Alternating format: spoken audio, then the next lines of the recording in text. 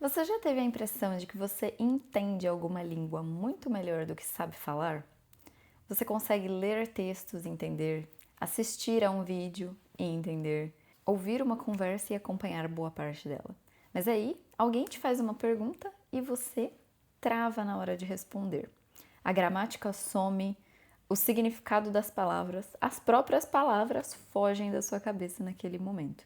E aí é inevitável pensar: caramba, eu entendo tanta coisa, eu consigo ler, eu consigo ter contato com essa língua com frequência, por que eu não estou conseguindo expressar essa ideia que eu tenho? Essa diferença entre compreender e conseguir produzir uma linguagem é algo muito interessante. Hoje a gente vai falar sobre a hipótese, sobre a teoria em aquisição da linguagem, que nos mostra o porquê que isso acontece. Bem-vindo a mais um episódio de Fluent Roots with Larissa Maia. Eu sou a Larissa e hoje a gente vai falar majoritariamente sobre a Output Hypothesis, ou a hipótese da produção de linguagem. Eu resolvi falar sobre isso hoje porque existe uma tendência muito grande, principalmente na internet, de colocar as hipóteses de input e de output quase como concorrentes no processo de aprendizado de línguas. E eu quero te mostrar que não é bem assim. Primeiro, a gente pode começar conceituando o que é cada uma dessas hipóteses. A hipótese do input, ou hipótese de exposição a uma língua, é aquela que diz respeito principalmente a quanto nós nos expomos a uma determinada língua, seja ouvindo, lendo, assistindo a pessoas falando, filmes, séries, enquanto a hipótese do output é a hipótese da produção de linguagem, seja falando ou escrevendo. Hoje em dia, algumas pessoas defendem que você precisa começar a produzir linguagem logo no início do seu aprendizado. Então, logo você começa a estudar, primeiro dia de aula, você tem que repetir o que o professor falou. Outras pessoas defendem que o input é mais importante e que você tem mais que se expor àquela linguagem, ouvir, ler, ter contato com aquela língua de algum jeito, do que falar. Essas pessoas geralmente defendem que com a exposição, essa gramática, essa língua vai sofrer um download automático na sua mente e você vai um dia acordar falando. A gente sabe que não é bem assim que funciona. A gente não pode ter apenas uma delas e hoje é justamente esse o nosso tópico. Começar pelo input faz todo sentido. Você precisa de vocabulário, você precisa de material, você precisa dar condições para o seu cérebro de trabalhar com alguma coisa. Se você não sabe nada, se você não sabe quais são os sons daquela língua, se você não sabe quais são as expressões, quais são as palavras mais utilizadas no cotidiano daquele país, se você nunca ouve essa língua, você não tem condições de identificar a prosódia, o ritmo dessa língua, você não tem condições de entender entonação. E como fazer isso caso você resolva produzir a linguagem. Então, o input não é, obviamente, inimigo, pelo contrário. Uma das principais coisas no processo de aprendizagem é, com certeza, a imersão, que pode inclusive ser feita em qualquer lugar. A imersão não depende de geografia, não depende de você estar no país que fala aquela língua, você pode fazer imersão da sua casa mesmo, porque isso é feito através principalmente desse input contínuo, desse input frequente. Agora, a teoria do output surgiu, ela foi criada porque uma teórica chamada Meryl Swain descobriu ou percebeu, observando alguns estudantes no Canadá, que essas pessoas, por exemplo, tinham inputs massivos, constantes, muito frequentes. Elas conseguiam assistir às aulas da imersão a qual elas estavam participando completamente em francês e identificar tudo que elas precisavam identificar, conseguiam inclusive se fazer entender em comunicações bastante simples. Mas a qualidade da produção de linguagem delas não era tão elevada.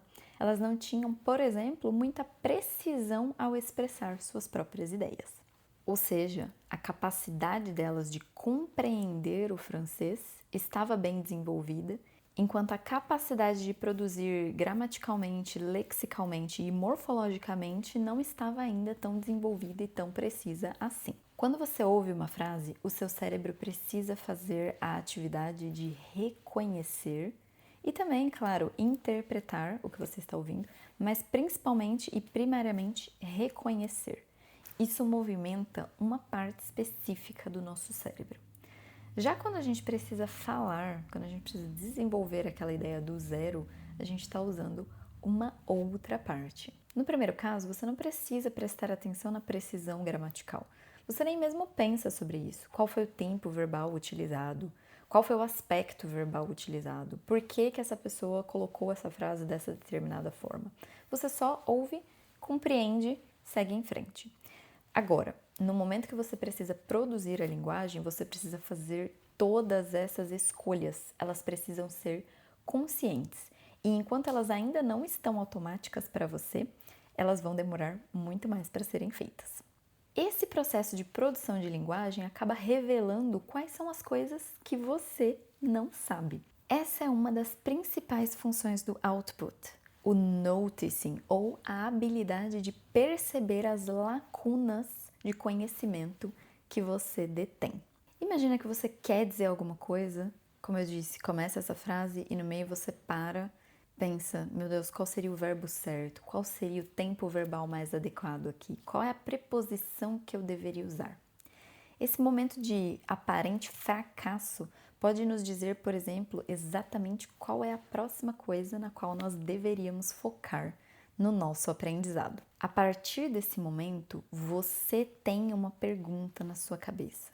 Como dizer isso? Qual palavra é a melhor? Qual termo se adequa a essa situação e quais não? A partir disso, no futuro, quando você estiver novamente em contato com a língua, quando você estiver novamente praticando, recebendo inputs, você vai notar coisas que antes passariam despercebidas, porque agora você tem foco em responder aquela pergunta que estava na sua cabeça. O output ou a produção, portanto, podem direcionar a sua atenção nos próximos inputs. E existe também um outro aspecto super importante dessa output hypothesis, o teste. Quando a gente está aprendendo uma língua e estamos tentando produzi-la, seja falando ou escrevendo, a gente vai justamente pensar em qual seria a melhor forma de colocar aquela ideia que nós temos, certo? E aí o que acontece é que nós começamos a testar possibilidades. Algumas coisas podem acontecer quando a gente está testando durante a produção de linguagem. Por exemplo, a primeira delas é, se você está falando diretamente com um nativo ou com alguém que sabe essa língua mais do que você, essa pessoa pode te dizer qual seria a ideia mais adequada, a palavra mais adequada para expressar essa ideia que você tem. A segunda coisa é você mesmo falar uma frase e perceber, tem alguma coisa errada aí. Acho que esse não é o melhor verbo, acho que esse não é o melhor termo, acho que essa não é a melhor estrutura, talvez. E a terceira coisa é, você pode nem perceber que existe um erro. Você pode estar falando com alguém que resolveu deliberadamente não te corrigir naquele momento. Ou também você pode estar escrevendo ou pode estar gravando para alguém, pode estar gravando um áudio e essa pessoa não tem como te dar um feedback imediato. Então você vai demorar um pouco para perceber essa lacuna, para perceber esse erro, mas em algum momento, nos próximos inputs ou nas próximas conversas ou no momento oportuno quando esse feedback chegar, você vai descobrir que tinha alguma coisa errada ali e isso te dá a oportunidade de adaptar a sua comunicação a partir de então. Esse é um dos ciclos mais importantes. Você cria, testa, observa o que acontece, recebe feedback, adapta o que você produziu, produz novamente e observa o que vai acontecer a seguir. Esse é um ciclo super repetitivo que vai realmente acontecer muitas e muitas vezes durante a sua caminhada como aprendiz de línguas. Em conjunto com essa hipótese da produção, ou a output hypothesis, existe também uma teoria chamada teoria da interação, que é associada principalmente a Michael Long. Michael disse justamente que a interação com outras pessoas, nativas ou não, daquela língua que você está tentando aprender, é uma parte fundamental do seu processo de aprendizagem. Nessa interação, muitas vezes você vai expressar uma ideia e E pode ser que você até esteja usando palavras adequadas, talvez a estrutura esteja adequada para aquela língua, mas ainda assim você não está conseguindo transmitir de forma completa a ideia que você gostaria inicialmente. Esse nativo pode ser que ele perceba, porque ele vai ter esse feeling, ele vai ter essa impressão de que alguma coisa não está bem encaixada. E é aí que surgem perguntas como: o que você quer dizer? O que você gostaria de expressar aqui nesse momento? Aqui talvez você prefira dizer que, e ele vai te dar um exemplo concreto para aquele caso. Isso acelera muito as próximas produções, os próximos ajustes, sendo então, como eu disse, uma parte fundamental do nosso aprendizado. Esse processo de tentar reformular, refrasear, tentar falar novamente, é chamado também de negociação de significado. Principalmente durante interações com outras pessoas, essa negociação de significado pode ser muito mais frequente, justamente porque a pessoa nota pequenos gaps, pequenas falhas nessa comunicação e te ajuda a reformular aquela ideia para que você consiga se expressar melhor. Às vezes, essa pessoa não faz isso, na verdade, de uma forma muito direta. Professores usam dessa técnica e também, às vezes, amigos usam dessa técnica sem perceber. A pessoa não te conta por que está errado, na verdade, ela nem te fala você está errado, ela simplesmente repete a sua frase usando o formato correto. Isso, indiretamente, faz com que o seu cérebro retenha a ideia do opa, o que eu falei antes foi um erro. E ele não é apresentado de uma forma tão agressiva assim, o que propicia uma aceitação bem interessante por parte da maioria das pessoas. Existe ainda uma outra função super interessante da hipótese da produção. É a função metalinguística. O que isso significa? Que a cada vez que nós estamos estudando e nos deparamos com uma lacuna de conhecimento ou com uma simples dúvida, o que seria melhor dizer isto ou aquilo? Essa função é o que nos permite refletir sobre a própria linguagem. É isso que nós chamamos de metalinguagem. É quando você, usando a linguagem, pensa sobre a linguagem, produz sobre a linguagem. Tudo gira em torno dessa linguagem. Então, por exemplo, em português, a gente pode pensar que o verbo precisar em português, no sentido de ter necessidade de, pode ser seguido de preposição em alguns casos e não ser seguido de preposição em outros. Por exemplo, quando a gente fala eu preciso de café, nós estamos colocando a preposição ali porque o café é um substantivo concreto que vem depois. Agora, eu também posso dizer eu preciso beber café, ou seja, precisar não é seguido de preposição, porque logo em seguida nós temos um verbo. Portanto, quem está pensando sobre a linguagem e tentando entender regras como essa, vai ter esse momento, essa pequena hesitação do será que está correto eu falar eu preciso de beber café? E não está certo. Mas é uma dúvida super válida, porque se a gente fala eu preciso de café, eu preciso de comida, eu preciso de você, eu preciso de descanso. Nós precisamos então entender em que momento que esse de, essa preposição, não vai aparecer. E também o porquê.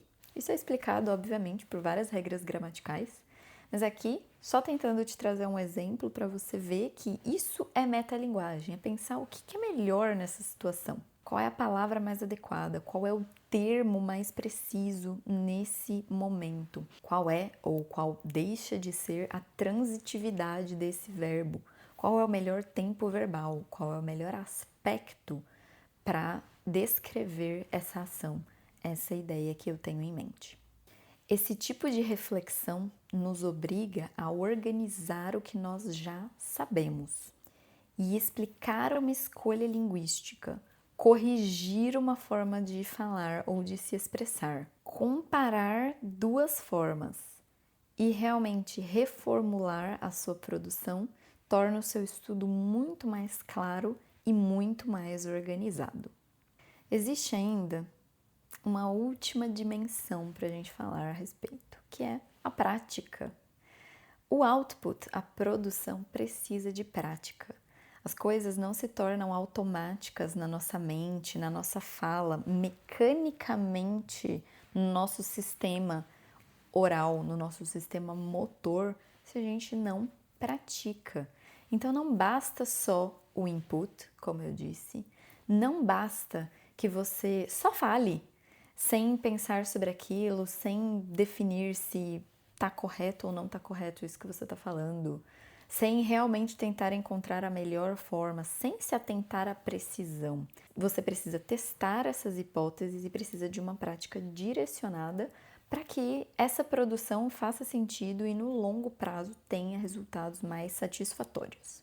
Saber alguma palavra e conseguir acessar essa palavra no momento que você precisa são coisas totalmente diferentes. Muitas vezes a gente já conhece um termo e a gente até lembra, mas durante uma conversa, na pressão do momento, a gente leva coisa de 10, 15 segundos para lembrar dessa palavra. 15 segundos numa conversa ao vivo pode ser quase uma eternidade. 15 segundos quando a gente está gravando um vídeo é muita coisa. Então, parte do desenvolvimento da fluência envolve justamente tornar esses processos cada vez mais automáticos, para que então isso abra espaço no seu cérebro para conseguir pensar sobre outras questões.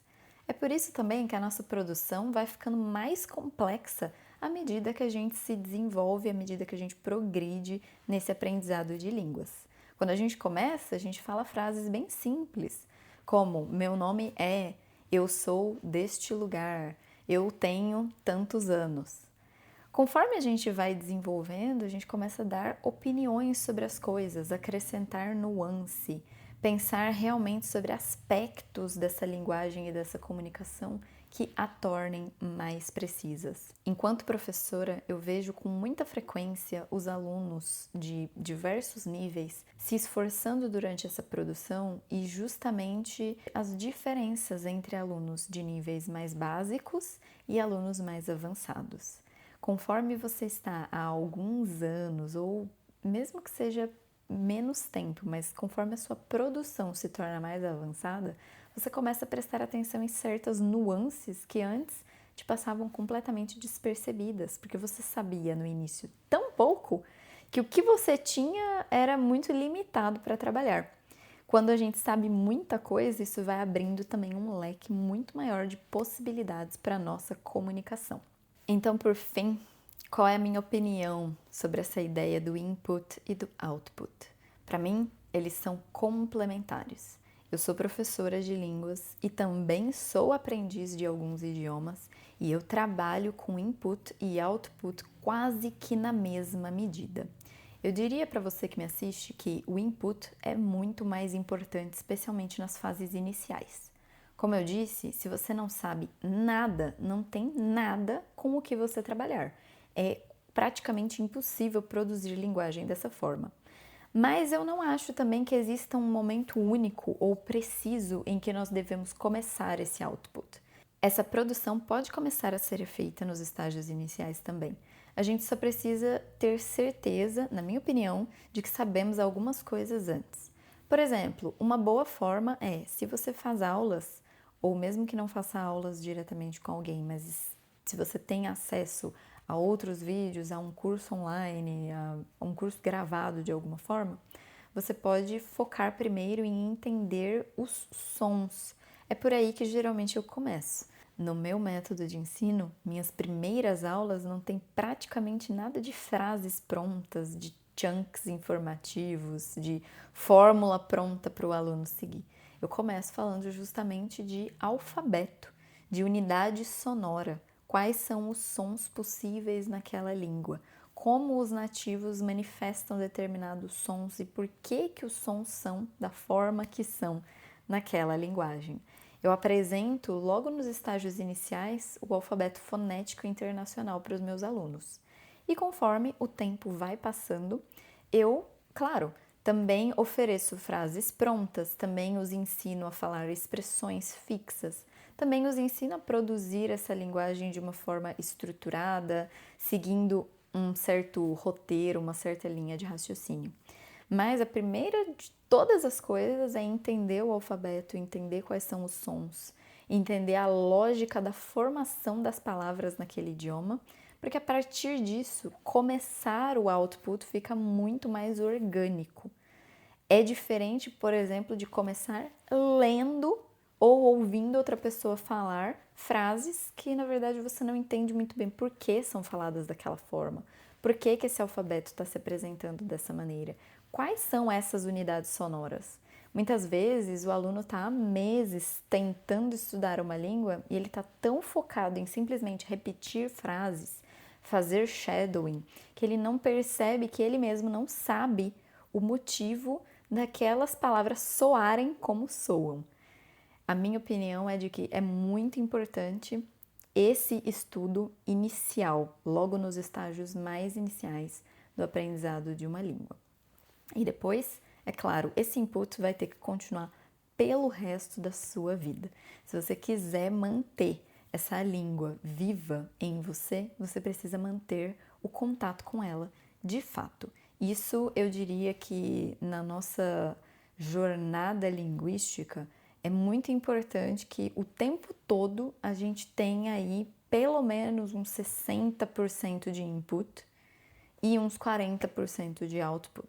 Esse output vai aumentando conforme o tempo. A sua produção vai aumentando conforme você aprende mais palavras, aprende mais expressões, entende as regras, consegue burlar inclusive essas regras no momento que você quer fazer uma piada linguística. É possível criar novas palavras a partir da compreensão de como a linguagem é estruturada naquele país, naquela região. Então, se você passa muito tempo lendo, ouvindo, assistindo filme, assistindo série, não é que você esteja errado, mas talvez se você não está praticando a sua fala e a sua escrita, se você não está produzindo linguagem de uma forma ativa, você pode estar deixando de lado um dos maiores pilares aí do seu estudo. E eu quero deixar super claro que essa produção não precisa ser conversar por uma hora, por horas com um nativo. Você não produz só quando faz aula com alguém, por exemplo, ou quando necessariamente tem alguém à sua disposição para conversar o tempo todo. Pode ser assistindo a um vídeo, parando esse vídeo e tendo que explicá-lo em voz alta naquela mesma língua. Pode ser lendo um texto, fechando esse texto e também buscando reescrevê-lo com as suas palavras ou buscando explicá-lo em voz alta com as suas palavras. A produção pode acontecer também através do shadowing. Você pode assistir um vídeo e, junto com esse vídeo, tentar mimetizar todos os sons. Claro, entendendo o que eles significam, mas você pode ir seguindo esses sons, tentando copiar o máximo possível da entonação, da flexão de voz, do ritmo daquela pessoa que está falando. Você pode escutar uma música e cantá-la junto. Isso também conta como produção, desde que você esteja prestando atenção nessa atividade e não só cantando no automático, sem nem se dar conta que está fazendo isso. Isso também conta na sua produção linguística. É nesse espaço entre o que você quer dizer e o que você consegue dizer que estão as maiores informações sobre o que estudar a seguir. Preste atenção a partir de agora em como você está fazendo o input e em como você está fazendo o seu output. Quanto do seu tempo você está gastando na produção dessa linguagem que você está estudando? Tem como aumentar um pouquinho esse tempo? Tem como fazer alguma tarefa diferente que eu sugeri aqui? O input nos permite permanecer dentro de uma zona confortável em que a gente consegue entender o que está acontecendo. O output nos coloca numa posição de pensar sobre o que nós não sabemos e tentar encontrar a melhor forma de nos expressarmos. É justamente nessa fronteira aí que estão as informações mais interessantes sobre o nosso próprio processo de aprendizagem. Espero que esse vídeo tenha ajudado a trazer um pouquinho mais de clareza sobre os conceitos de input e output. Vou deixar na descrição desse vídeo alguns links interessantes para você ler se você quiser se aprofundar também nesses assuntos. E deixa aqui para mim nos comentários como anda a sua produção de linguagem. Teve algum momento recente em que você tentou se expressar e pensou, caramba, eu sei isso, por que será que eu não consigo falar? Como foi? Compartilha comigo a sua experiência e manda esse vídeo para os seus amigos que estão estudando línguas também. Quem sabe eles precisam saber sobre esse conceito. E pense você mesmo se você está resistindo a produzir linguagem, por que você está resistindo.